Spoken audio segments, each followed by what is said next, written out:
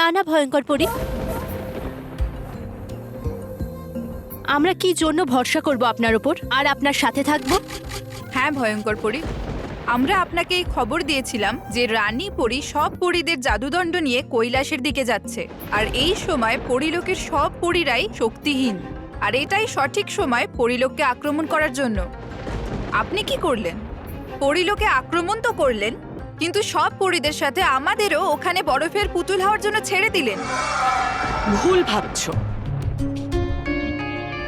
আমি প্রথমেই ভেবে রেখেছিলাম যে যখনই আমি পরিলোক দখল করতে পারবো সবার প্রথমে তোমাদের ওখান থেকে বের করব। কিন্তু তখনই বালবীর আর গণেশজি এসে আমার সবকিছু ভেস্তে দিল। আর যদি তোমরা আমার কথা বিশ্বাস করতে না পারো তাহলে তোমরা আমার ওপর প্রহার করতেই পারো। অনেক বড় শিল্পী এ। না না ভয়ঙ্কর পরী, আমরা কি করে আপনার উপর প্রহার করি? আমাদের জন্য তো আপনিই রানী পরী। আমাদের বিশ্বাস আছে আপনার ওপর ভয়ঙ্কর পরী, যে আপনি যেটাই বলছেন সেটা সত্যি।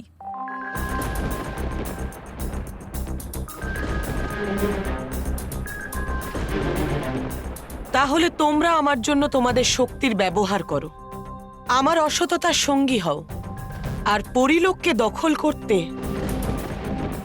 আমাকে সাহায্য করো। কিন্তু হবে কি আমার? তোমার? আরে তোমার তো বানানো হবে সৌধ, যেটা দেখে সবাই বলবে 3টে লোকের মধ্যে সব থেকে মাথা মোটা মানুষের সৌধ। হ্যাঁ, সৌধ?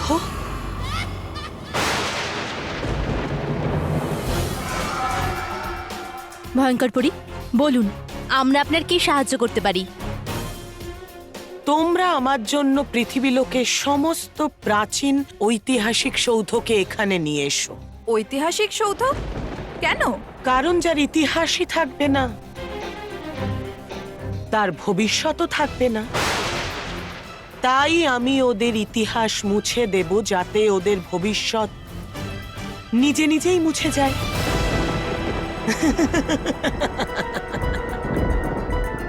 কিন্তু ভয়ঙ্কর পরী, এই কাজটা আপনি নিজে কেন করছেন না? করতে পারি,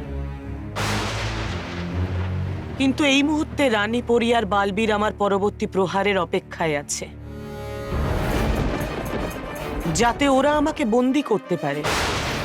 কিন্তু এই কাজ যদি তোমরা দুজন করো তাহলে ওরা সন্দেহ করবে না। আর যদি তোমরা দুজন এই কাজে সফল হও তাহলে আমি তোমাদেরকে আমার প্রধান বানাবো।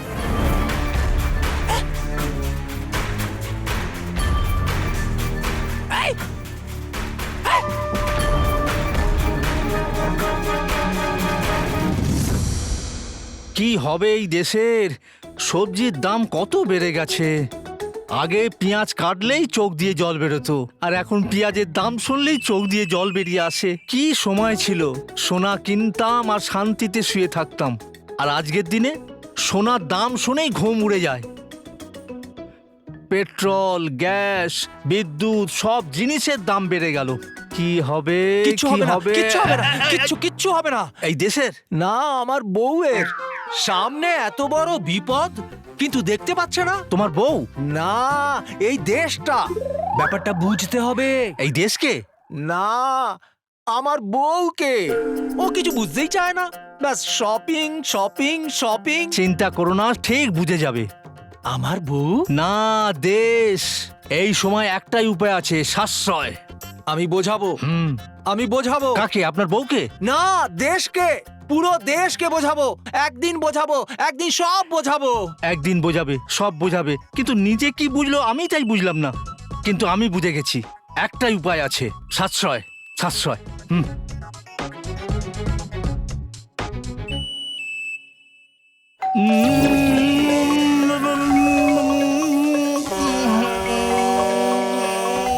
আরে কে কে? আরে শুনেছি শুনেছি, বেল শুনেছি। আসছি আসছি রে বাবা। বাবা বাবা কি হলো তোমার? হ্যাঁ, মূল্য বৃদ্ধির কারেন্ট লেগেছে, তাই তো? এই বাবা, তোমার হাতটা তো বেলে আটকে গেছে। দাঁড়ো দাঁড়ো বাবা, আমি এক্ষুনি ছাড়াচ্ছি।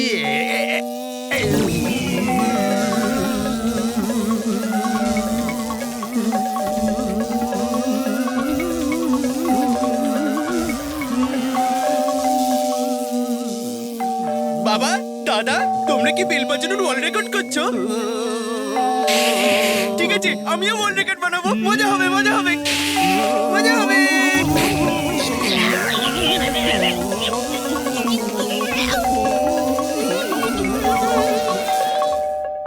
মেহের, দরজা তো খোলা কিন্তু ঘন্টা কে বাজাচ্ছে? জানি না, চল দেখি। চল।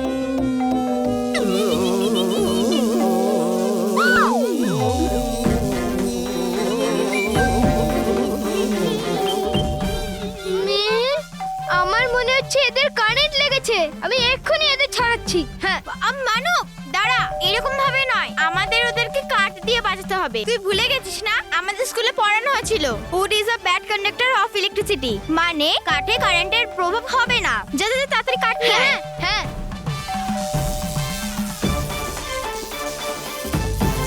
মানব তাড়াতাড়ি এই নে।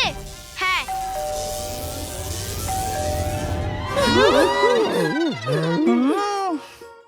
সব ঠিক আছে। মানে ভগবান করুক সব ঠিক আছে। কি বেল? আরে বাবার কথা বলছি। হ্যাঁ, আমি তো ঠিক আছি, কিন্তু তোর এই বেল ঠিক নেই। এই আওয়াজ কম আর কারেন্ট বেশি দেয়। তোকে বলেছিলাম না ইলেকট্রিশিয়ানকে ডেকে একে ঠিক করে নে। কিন্তু বাবা, ও তো 500 টাকা চাইছিল। এর থেকে বেশি ঝটকা তো ইলেকট্রিশিয়ান দিচ্ছে। তাহলে যতক্ষণ না 200 টাকার ইলেকট্রিশিয়ান পাচ্ছি ততক্ষণ আমাদের কারেন্ট খেতেই হবে। মানে ততক্ষণ পর্যন্ত কারেন্ট থেকে বাঁচতে হবে। না না না, এক কাজ করি, আমি এই বেলটাকে ঠিক করে দিচ্ছি। দাদু, তুমি ইলেকট্রিশিয়ানও? না বাবা না, আমি ইলেকট্রিশিয়ান নই। এখন বাজার দর যা বেড়ে গেছে, সব কাজ আমাদের নিজেদেরই করতে হবে। ইলেকট্রিশিয়ান, প্লাম্বার, ড্রাইভার সব। আজকে এই বেলটাকে ঠিক করেই ছাড়বো।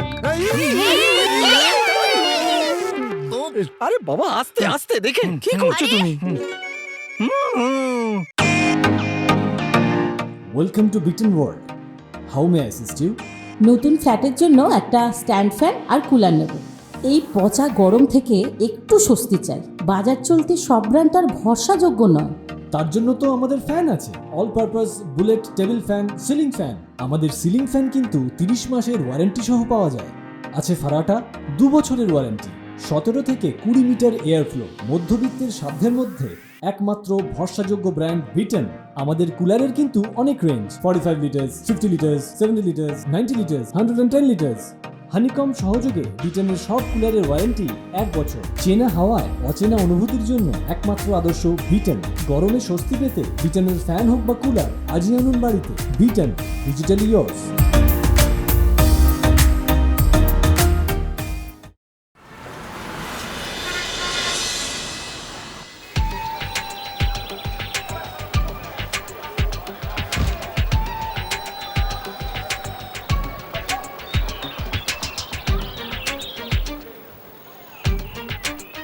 বাহ জেদি, কত সুন্দর ঐতিহাসিক সৌধ।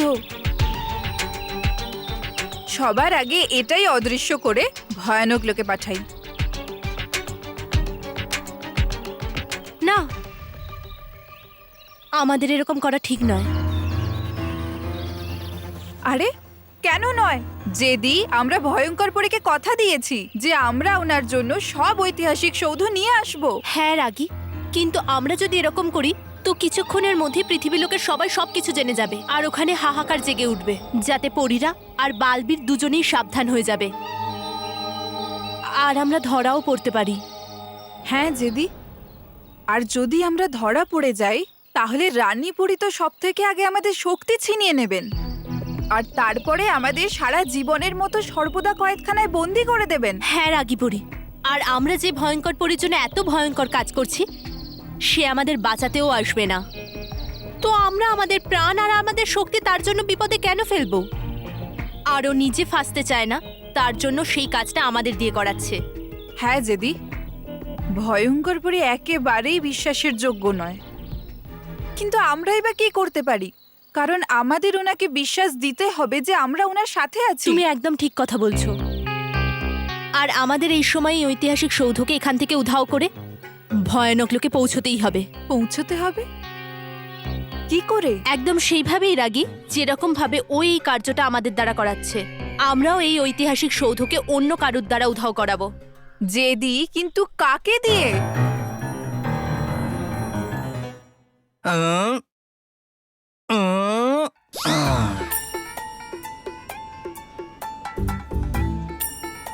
আহ, আহ, হয়ে গেছে বেল, ঠিক। কিন্তু এখনো যদি এতে কারেন্ট থাকে তাহলে এই লাঠি তো আবার কারেন্টই লাগবে না। এই টেস্ট কে করবে? অমরনাথ ঢালি। আমি? না না, আমি না। ও আচ্ছা আচ্ছা আচ্ছা, ঠিক আছে। আরে ভাই, আমি অমরনাথ ঢালি। কি হয়েছে? আসলে ব্যাপারটা হলো আপনার নামে একটা চিঠি আছে, এই নিন। চিঠি আমার নামে এসেছে আর তুই খুশি হচ্ছিস? এই পোস্টম্যানকে দিয়ে না কারেন্ট আছে কিনা চেক করাতে হবে। আরে ভাবছেনটা কি? এই নিন চিঠি। আরে এটা কোনো পদ্ধতি হলো চিঠি দেবার? আচ্ছা, তো আমি কি ব্যান্ড বাজাবো? না, বেল বাজা। হ্যাঁ? আসলে বেল না বাজালে না চিঠি নেওয়ার মজা আসে না। আসলে কি পোস্টম্যান আসবে, বেল বাজাবে, আমি দরজা খুলবো, তারপর না চিঠি নেবো। আরে আপনি যখন বাইরে দাঁড়িয়ে আছেন, দরজা খোলা আছে, বেলটা বাজাবো কি করে? আসলে তোর এটাই প্রবলেম তো। এবার তো আমিও নেই আর দরজাও বন্ধ। বেল বাজা। আচ্ছা ঠিক আছে ঠিক আছে, বেল বাজাচ্ছি। মাথা পুরো খারাপ আছে লোকটার।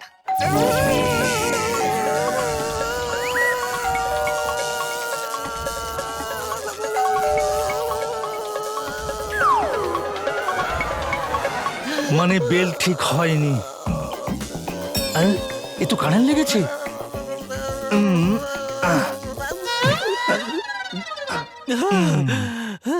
আরে আপনার বেল তো কারেন্ট মারে। হ্যাঁ, ওটাই তো টেস্ট করার ছিল। এবার দেখো ব্যাপারটা কি, কিছুক্ষণ পর আবার তুমি চিঠিটা নিয়ে এসো। আমার চিঠি? হ্যাঁ, কেন? বেলটা টেস্ট করতে হবে না, তাই না? আরে শোন, আরে বেলটাকে টেস্ট করবে।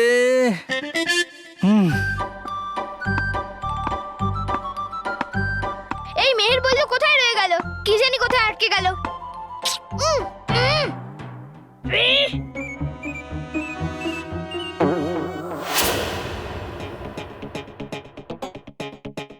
পন্টু, আমার ব্যাগটা ছেড়ে দে। এ পুচকে, কি করছিলিস? দেখতে পাস না ঠুকছি? বস কে? Sorry boss. আমি এখানে খেলার প্রস্তুতি নিচ্ছি। আমি খুব দুঃখিত মানব, তোর এখানে খেলার সময় সমাপ্ত হয়ে গেছে। কারণ এখন আমরা এখানে খেলবো। সবার আগে আমি স্টাম্প লাগিয়েছি, তাহলে সবচেয়ে আগে আমিই খেলবো। তাহলে ঠিক আছে, শুরু করা যাক আজকের গেম। কে খেলবে এই ময়দানে? আমি।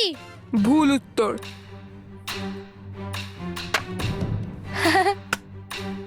দেখ মানব, তোর তো স্টাম্পসও পড়ে গেছে না, তোর কাছে কোনো লাইফ লাইন আছে। এবার তুই কি করবি? তুই এটা ঠিক করছিস না মন্টু। আমি তোকে স্ট্যাম্প দিয়ে মারবে? না, তো ব্যাট দিয়ে মারবি? বোকারা, তোরা ওর মনের কথা বলছিস না নিজের মনের? এই পুচকে, এখান থেকে বেরিয়ে যা, না হলে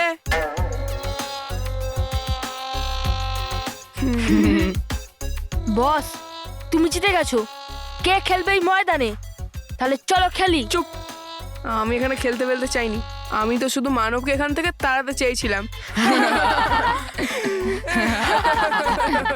এই মন্টু কখনো শোধরাবে না, সব সময় নিচে রোয়াব দেখায়। এখানে যদি মেহের বল্লু থাকতো না, তাহলে আমি দেখিয়ে দিতাম মন্টুকে।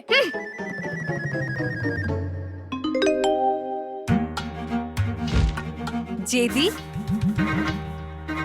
পেয়ে গেছি আমরা আমাদের অস্ত্র। যে আমাদের হয়ে পৃথিবীলোক থেকে ঐতিহাসিক সৌধ উধাও করবে। হ্যাঁ রাগী, মানব এই কার্যের জন্য একদম ঠিকঠাক, কারণ বালবীর ওর ওপর কোনো সন্দেহই করবে না।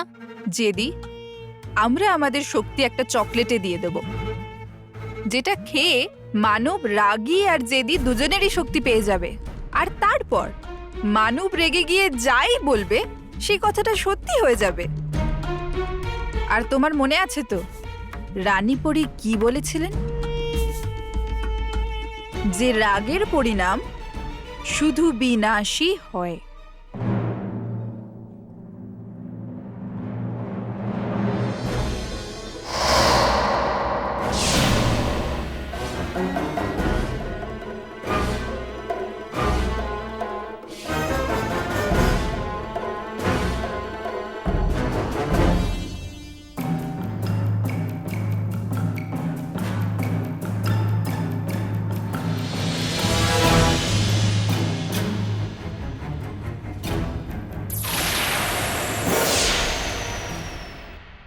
রাগী, আমাদের অর্ধেক কাজ তো সম্পন্ন হয়েছে। এখন ব্যাস আমাদের একটা ছোট্ট বাচ্চা হয়ে মানবকে এই চকলেটটা খাওয়াতে হবে, আর বাকি অর্ধেক কাজ মানব পূরণ করবে।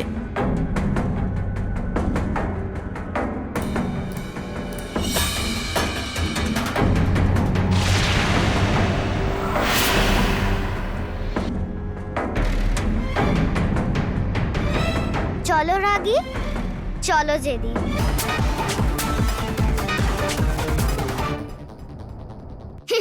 আমিও না বেকার বেকার রাগ করছি। বাবা সব সময় বলে যে রাগ করলে সব সময় আমাদের ক্ষতি হয়, তাই এর জন্য নো রাগ। যা মন্টু যা, তোকে ক্ষমা করে দিলাম। দাদা সরি মন্টু, সরি। তুই কে? আমার নাম নাতাশা। হ্যাঁ, আমার নাম নাতাশা। আর এই চকলেটটা আমি তোমায় দিতে চাই। চকলেট? দে দে।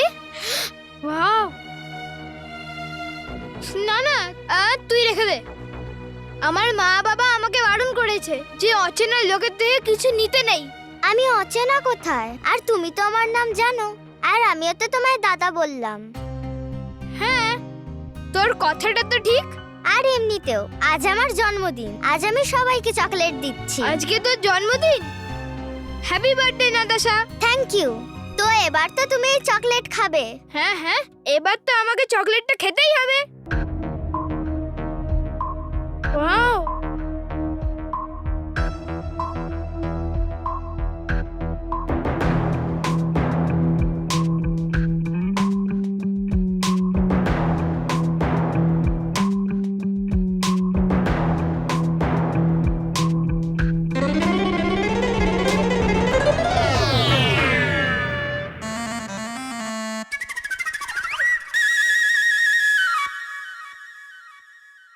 জেদি, আমাদের কার্যসিদ্ধি হয়ে গেছে।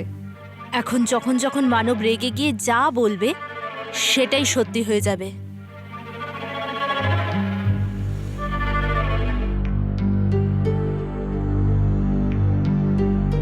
আমার খুব রাগ হচ্ছে। আমার উপর? না না, ওই মন্টুর উপরে।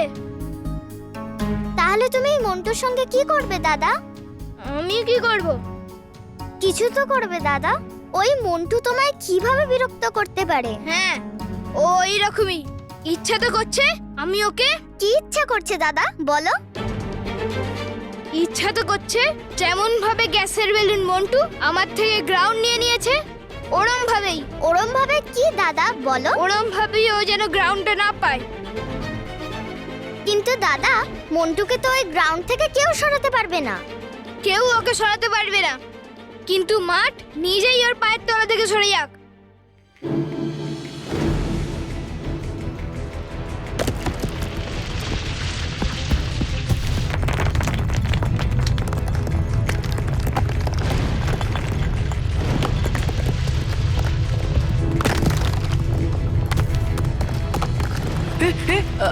মাটিটা নড়ছে কেন? হ্যাঁ বস। পালাও বস, পালাও, নাহলে আমরা মাটির নিচে চলে যাব। পালাও। হ্যাঁ, পালা।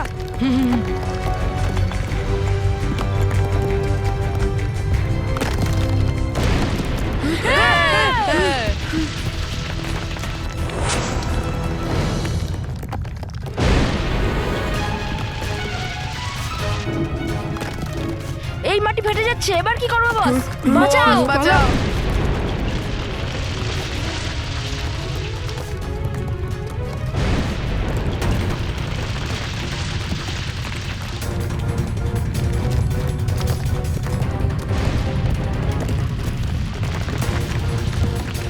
আরে এইসব কি হচ্ছে?